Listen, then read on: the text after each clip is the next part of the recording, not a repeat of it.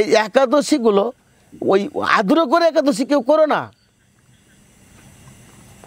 পঞ্জিকায় লেখা হয়েছে শয়ন পার্শ্ব ভৈমী উৎখান একাদশী, 2 ছাওয়ালের জন্মতিথি, অষ্টমী নবমী 2টি, পাগলার 14, পাগলি রাত, এই নিয়ে কালকাট, এও যদি না পারিস তে ভগের খাদি ডুবে মরিস। শুধু 4টে একাদশী করলে চলবে না, একাদশী সবগুলোই করতে হবে। এই একাদশীর মধ্যে যেমন অষ্টমহা দ্বাদশী আছে,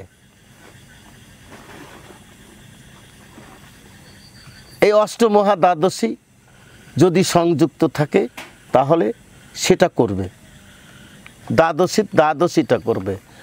যেমন 30 পিসা, পক্ষপদ্মিনী, জয়া বিজয়া, জয়ন্তী, পাপনাশিনী ইত্যাদি, যে এই ব্যঞ্জলি, এরকম 8টা মহাদ্বাদশী অবশ্যই সেটা পালন করবে।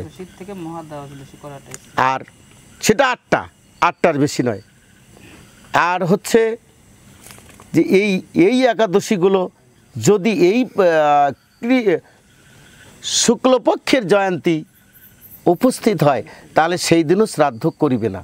যদি নিত্যানন্দ ত্রয়োদশী হয় তাহলে করবে না, অদ্বৈত সপ্তমী হয় তাহলে করবে না, গৌর পূর্ণিমা হয় তাহলে করবে না।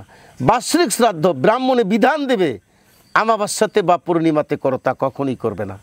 একাদশীতে করো, তা কখনই করবে না।